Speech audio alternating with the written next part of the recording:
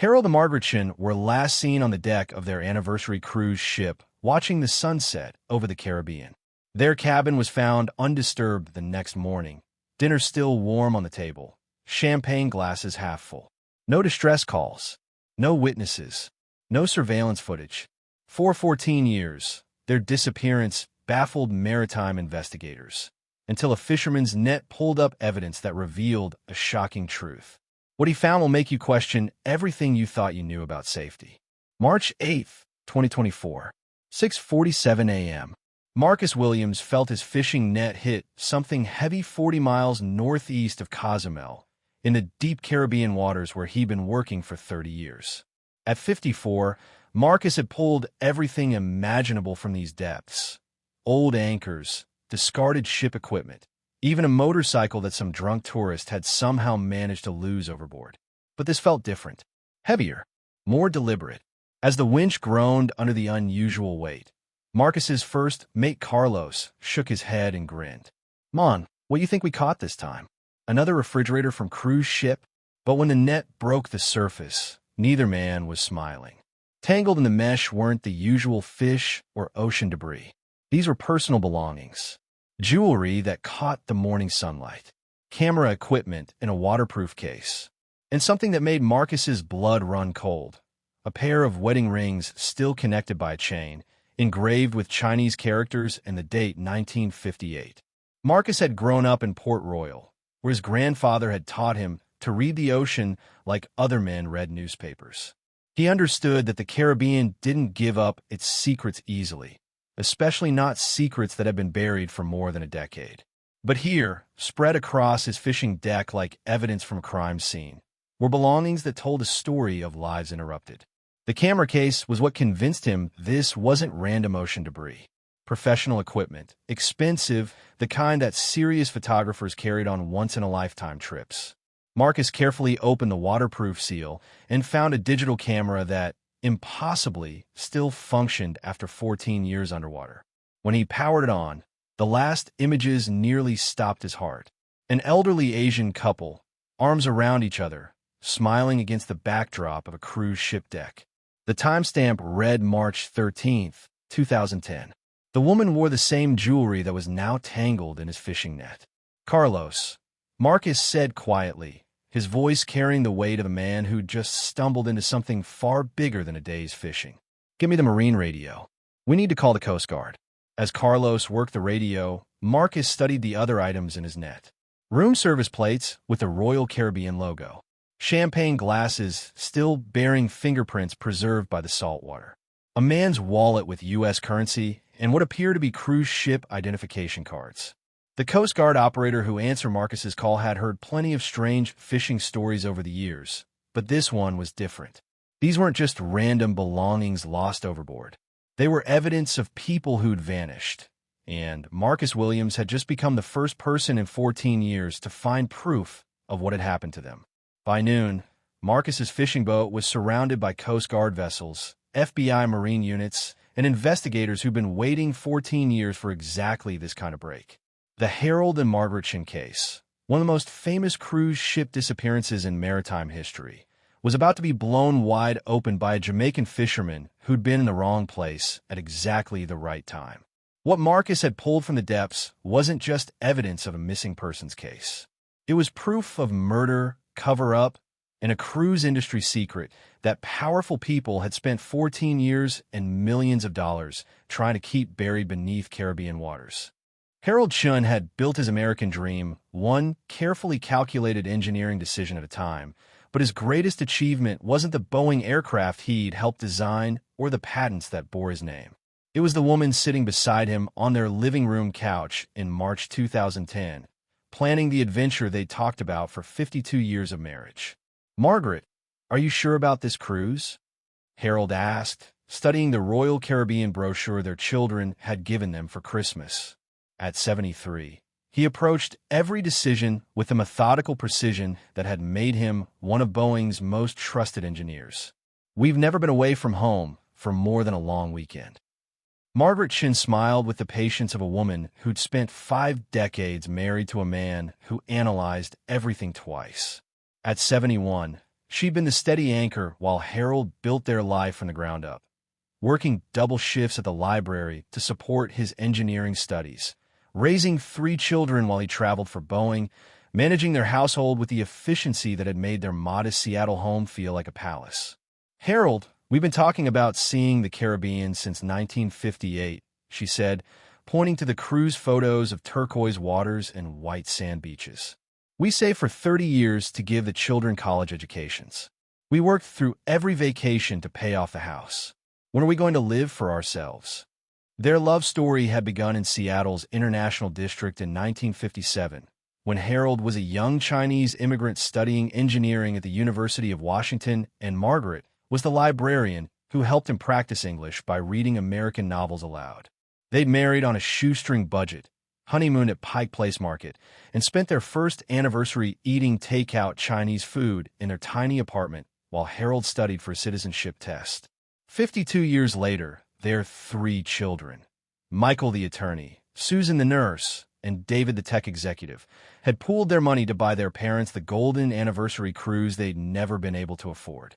7 days in the Caribbean aboard the Royal Caribbean Majesty, with a balcony cabin overlooking waters they'd only seen in travel magazines. The kids researched everything, Margaret said, reading from the thank you note their children had included with the cruise tickets. This ship has won safety awards. The route goes to all the islands we used to talk about visiting. And Harold, we have a balcony. We can watch the sunrise with our morning coffee and the sunset with our evening tea. Harold studied the ship's specifications with an engineer's eye for detail. The Royal Caribbean Majesty was 1,020 feet long, capable of carrying 2,500 passengers, with state-of-the-art navigation and safety systems. The cabin their children had selected was on Deck 8, midship for stability, with an ocean view that would let them watch the Caribbean waters they dreamed about for half a century. Most importantly, the cruise departed March 10th, exactly 52 years after their first date, when Harold had taken Margaret to see a movie at the International District Theater and promised her that someday they'd travel the world together. We're really doing this, aren't we? Harold said, taking Margaret's hand and feeling the wedding ring he'd placed there in 1958, when he promised to love her for better or worse, in sickness and health, until death do them part.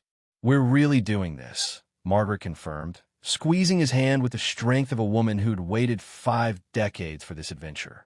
7 days of sunrises and sunsets, just you and me and the ocean. They spent the rest of that March evening planning their cruise wardrobe, researching Caribbean culture, and calling their children to share their excitement about the trip.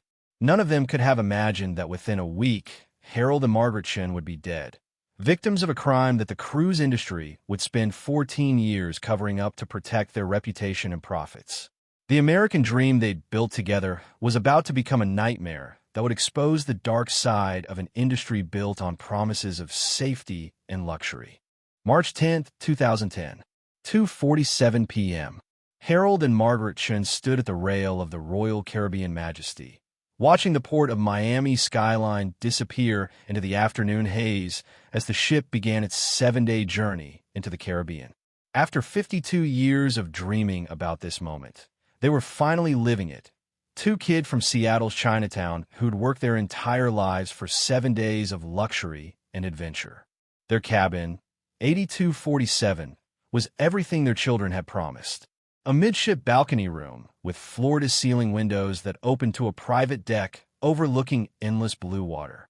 Harold had spent the morning arranging his photography equipment, determined to document every moment of their golden anniversary cruise. Margaret had carefully unpacked the new dresses she'd bought for their formal dining nights, each one representing years of saving quarters and a coffee can marked Caribbean dreams. "Look at this, Margaret," Harold said, reviewing the ship's daily activity schedule. Dancing lessons at 3 p.m., cultural lectures about Caribbean history at 4 p.m., and the sunset deck party starts at 6:30. We could stay busy from morning until night. But Margaret had simpler plans. She settled into a deck chair with a romance novel she'd been saving for this trip, watching her husband of 52 years set up his camera to capture their first afternoon at sea. This was the Harold she'd fallen in love with methodical, caring, determined to preserve every precious moment for the grandchildren who'd inherit their memories. The ship's routine was intoxicating in its luxury. Each morning brought coffee and pastries delivered to their balcony, where they'd watch the sunrise paint the Caribbean waters in shades of gold and pink. Days were filled with activities designed for couples their age. Lectures about island culture, gentle fitness classes, and afternoon tea service that reminded Margaret of the library charity events she'd organized for 30 years. But it was their evening ritual that captured the magic Harold and Margaret had been seeking. Each day at 6:45 p.m., they'd make their way to Deck 10, finding a quiet spot at the starboard rail to watch the sunset together. Other passengers rushed past them toward dinner reservations and entertainment shows. But the Chens had learned that the most precious moments couldn't be scheduled. 52 years ago, you promised to show me the world, Margaret said during their third sunset, her hand in Harold's as they watched the sky turn purple over the Caribbean horizon. Look at us now. Harold squeezed her hand, feeling the weight of a life well lived and dreams finally realized. Tomorrow they'd dock in Cozumel for their first shore excursion. Mayan ruins and cultural centers they'd studied in travel books, but never imagined they'd actually visit. The ship's safety record was impeccable, the crew professional and courteous, and their fellow passengers were couples like themselves, retirees finally taking the trips they'd postponed while building careers and raising families. The Royal Caribbean Majesty felt like the safest place on Earth, a floating city with security cameras, trained staff, and emergency procedures that would protect them from any danger. March 13th dawned perfect for their Cozumel excursion. Clear skies, calm seas, and the promise of exploring Mayan ruins they'd read about in Margaret's library books, but never dreamed of seeing in person. They returned to the ship at 4:30 p.m., loaded with souvenirs for their grandchildren and photographs that would preserve this perfect day forever. Tonight's our anniversary dinner, Margaret reminded Harold as they freshened up in their cabin. Room service, champagne, and sunset watching from our balcony, just like we planned. Harold checked his camera equipment one final time, making sure the batteries were charged for what would be their most important photographs, documenting the golden anniversary celebration that had taken 52 years to plan. Neither of them knew that powerful people had been watching their routine, noting their expensive camera equipment, their jewelry, their obvious prosperity. And neither could have imagined that their perfect cruise was about to become a nightmare orchestrated by crew members who viewed elderly passengers not as guests to be protected, but as targets to be robbed. March 13th, 2010, 6:15 p.m. Harold and Margaret Chen left their cabin for what would be their final sunset together, walking hand in hand toward the elevator that would carry them to Deck 10 and the evening ritual that had become the highlight of their Caribbean cruise. The ship's security cameras captured them entering the elevator, Harold carrying his camera bag and Margaret clutching the shawl she'd worn to every important moment of their 52-year marriage. They emerged on Deck 10 at 6:22 p.m., the last confirmed sighting of the couple that would puzzle maritime investigators for 14 years. Other passengers were heading toward the main dining rooms for early dinner seatings, leaving the upper decks relatively empty, except for a few dedicated sunset watchers who discovered the same magical viewing spots the Chens had claimed as their own. Harold set up his camera equipment at their usual location along the starboard rail, positioning his tripod to capture both the sunset and Margaret's profile as she watched the Caribbean sky transform into shades of gold and crimson. These would be the final photographs in a camera that had documented 52 years of love, family celebrations, and dreams finally realized. At 6:45 p.m., as the sun began its descent toward the horizon, the ship's security camera system experienced what would later be described as a routine technical malfunction. For exactly 43 minutes, the cameras monitoring Deck 10 recorded nothing but static, creating a perfect blind spot in the vessel's surveillance network. When the cameras resumed normal operation at 7:28 p.m., Harold and Margaret Chen had vanished. Their absence wasn't noticed immediately. The maitre d' at Prego, the ship's Italian specialty restaurant, assumed the elderly couple was simply running late when their 7:30 p.m. anniversary dinner reservation went unfilled. Other passengers had seen them watching the sunset, but in the rush toward evening activities, no one paid attention to when they'd actually left the deck. It wasn't until 8:30 p.m., when their table remained empty despite repeated announcements, that restaurant staff called their cabin. The phone rang unanswered in room 8247, where their anniversary dinner sat waiting. Room service meals still warm on elegant china, champagne glasses filled and ready for a toast that would never happen. Ship security was notified at 9 p.m. when a steward used his master key to check the cabin. What he found defied every assumption about passenger disappearances.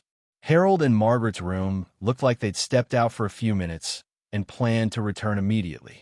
Expensive jewelry lay on the dresser. Prescription medications sat beside the bathroom sink. Harold's backup camera equipment remained carefully arranged on a desk.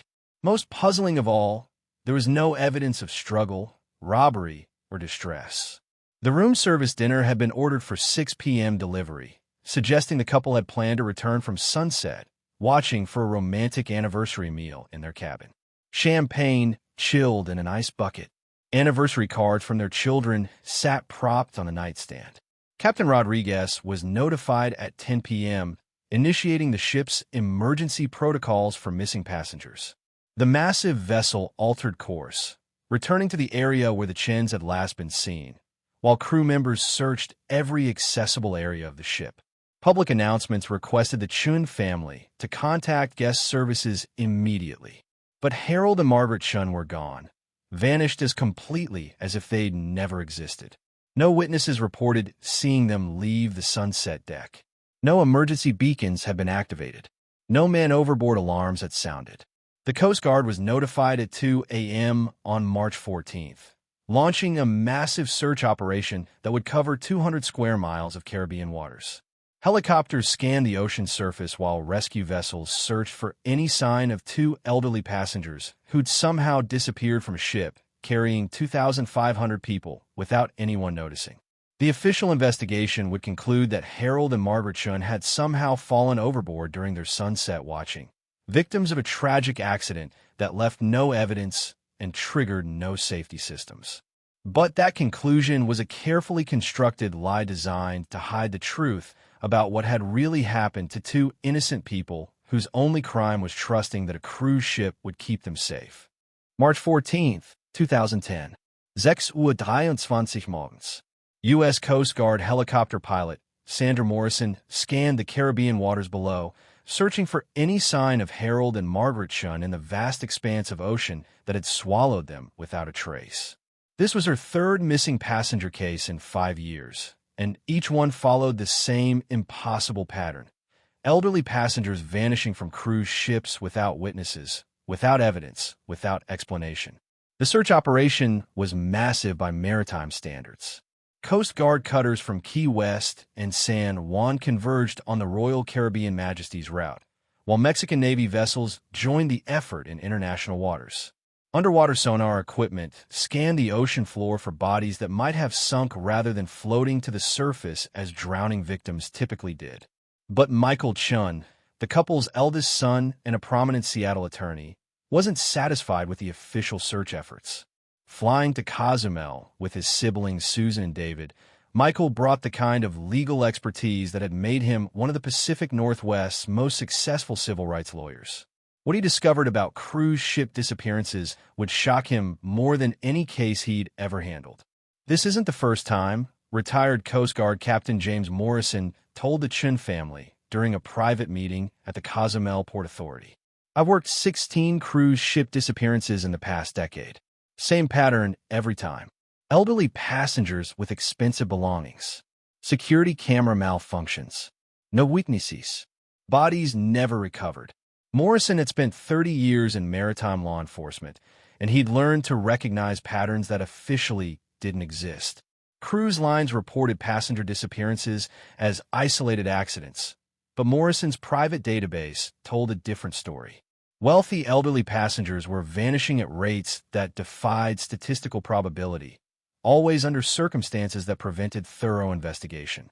The Chen family hired maritime investigator Patricia Hayes, a former FBI agent who specialized in cruise ship crimes. What Hayes discovered during her investigation painted a disturbing picture of an industry that prioritized corporate reputation over passenger safety. Royal Caribbean's internal incident reports, obtained through aggressive legal discovery, revealed dozens of passenger overboard incidents that have been classified as accidents without proper investigation.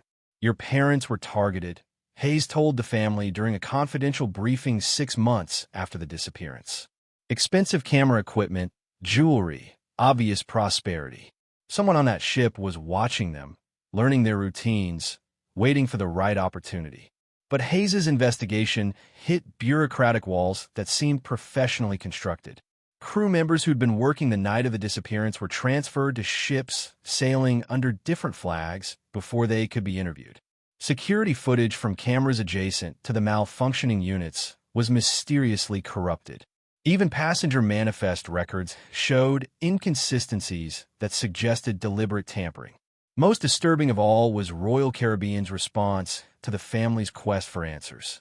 The company's legal team offered a settlement within weeks of the disappearance, a substantial sum in exchange for signing non-disclosure agreements that would prevent the Chen family from discussing the case publicly. When the family refused, the company's cooperation with the investigation ceased entirely.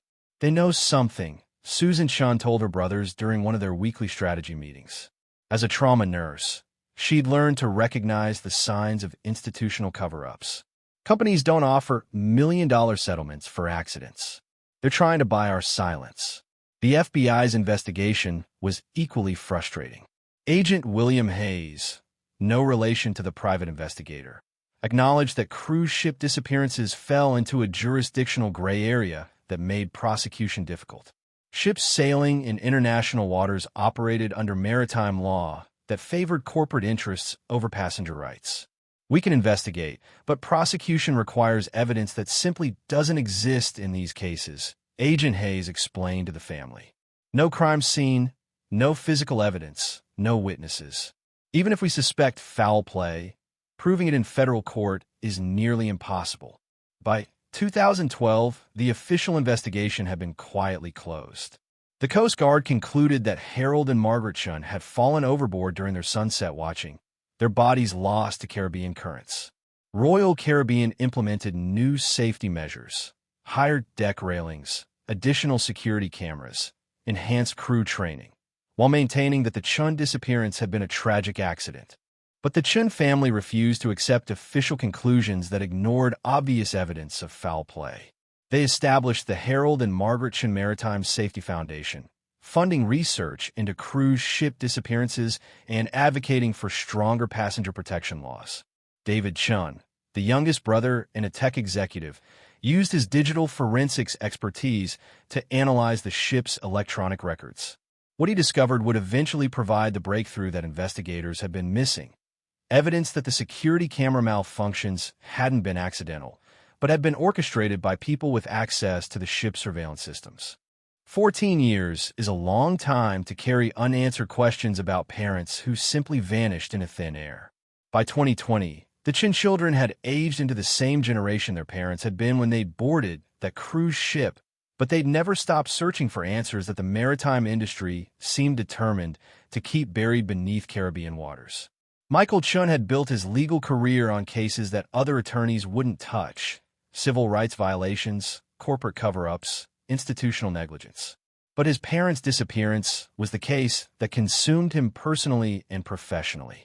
His Seattle law office walls were covered with maritime law books, cruise ship safety reports, and photographs of Harold and Margaret that reminded him daily why he couldn't give up.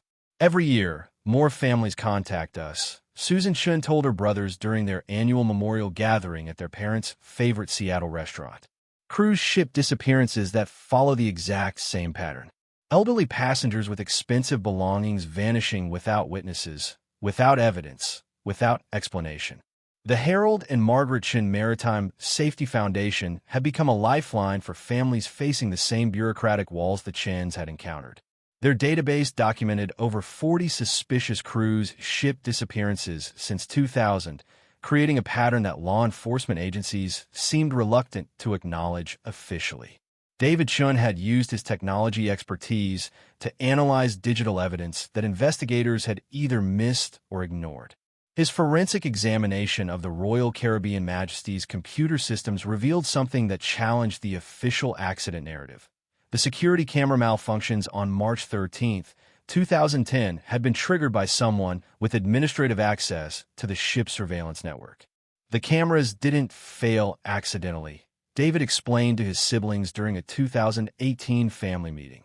Someone with intimate knowledge of the ship's security systems deliberately created that blind spot. This was planned, coordinated, and executed by people who knew exactly how to avoid detection. But knowledge wasn't proof, and proof was what prosecutors needed to file criminal charges.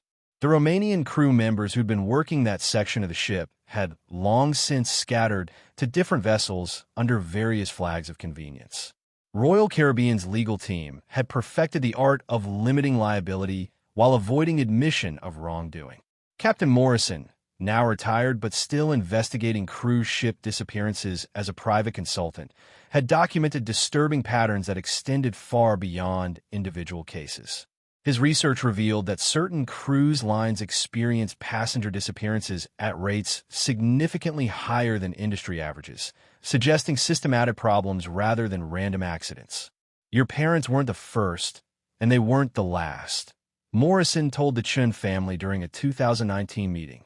I've identified at least 12 similar cases involving Royal Caribbean vessels.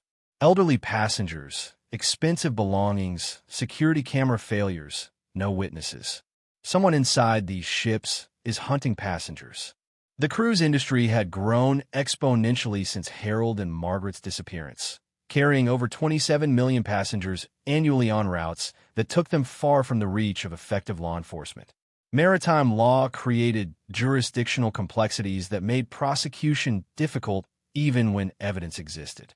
Ships flagged in countries with weak regulations could operate with minimal oversight, employing crew members whose backgrounds were never thoroughly investigated. Meanwhile, Marcus Williams was building a different kind of life in the Caribbean waters where the Chen family had died.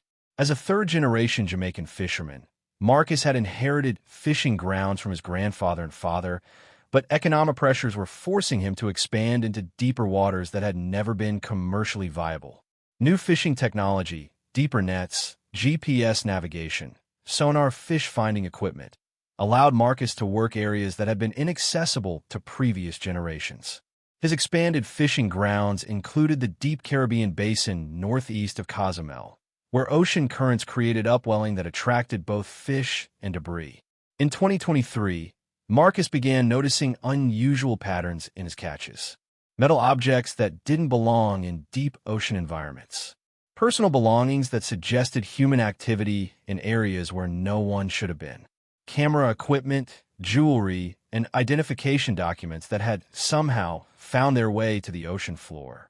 By early 2024, Marcus had collected enough strange debris to fill a storage room in his Port Royal home. He'd never connected these findings to the cruise ship disappearances that occasionally made international news.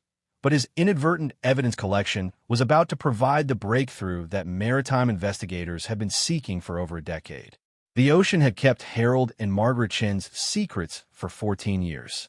But it was about to give them up to a fisherman who'd been in the right place at exactly the right time to demand justice for two people who died simply because they trusted a cruise line to keep them safe. March 8, 2024. When Marcus Williams's net broke the surface with its unusual cargo, he knew immediately that he'd found something that would change everything. The wedding rings, the camera equipment, the waterlogged but readable passports. This wasn't ocean debris. This was evidence of lives cut short, preserved by the deep Caribbean waters for 14 years. Harold's camera contained the breakthrough investigators had been seeking since 2010. The final photographs told a story that contradicted every official report about the couple's disappearance. Images time-stamped after their supposed vanishing showed them alive, interacting with crew members in areas of the ship that had never been mentioned in maritime reports. The photographs revealed a systematic robbery operation. Harold had inadvertently documented crew members using master keys to access passenger cabins, photographing expensive belongings, and coordinating with accomplices through hand signals. His final images showed the faces of the men who would kill him and Margaret to prevent identification. When FBI forensic analysts enhanced the digital images, they discovered license plates, uniform name tags, and ship identification numbers that provided a roadmap to a criminal network operating throughout the Caribbean cruise industry. The same crew members appeared in Harold's photographs and Royal Caribbean employment records dating back years. Most damaging of all was the evidence of corporate knowledge. Harold's photographs showed ship security officers observing the robbery operation without intervening, suggesting institutional complicity that reached far beyond individual crew members. The breakthrough came when Romanian crew member Stefan Popescu, now working on a different cruise line, saw Marcus Williams's discovery reported in international news. 14 years of guilt and fear finally overcame his terror of retaliation. Popescu contacted the FBI with a confession that would expose the systematic murder of cruise ship passengers for profit. His testimony revealed that Harold and Margaret Chen had been targeted from the moment they'd boarded, marked for robbery based on their expensive belongings and perceived vulnerability. When they'd fought back against the cabin invasion, the robbery had escalated to murder to prevent identification of the perpetrators. April 2024. The arrests came 14 years too late, but they came with the force of justice that had been building pressure beneath Caribbean waters since Harold and Margaret Chen were murdered for defending their belongings. Stefan Popescu's confession led to coordinated international arrests spanning 3 countries and 5 cruise ships, exposing a criminal network that had been preying on elderly passengers for over a decade. The primary perpetrators, 3 Romanian crew members led by cabin steward Radu Ionescu, were arrested at ports in Miami, Barcelona, and Southampton. Their systematic robbery operation had targeted wealthy elderly passengers across multiple cruise lines, escalating to murder when victims resisted or could identify their attackers. The Chens weren't random victims. FBI Special Agent William Hayes explained during the press conference announcing the arrests. They were carefully selected based on their cabin location, expensive belongings, and perceived vulnerability. This was organized crime masquerading as hospitality service.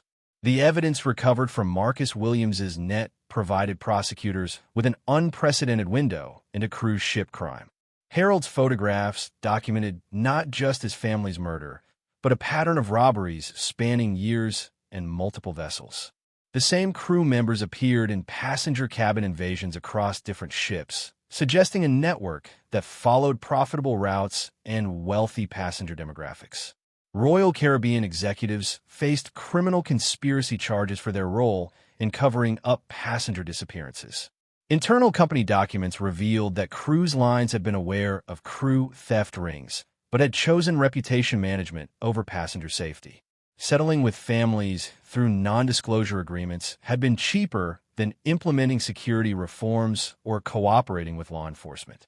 The trial in Miami federal court drew international attention to maritime safety issues that the cruise industry had successfully hidden for decades.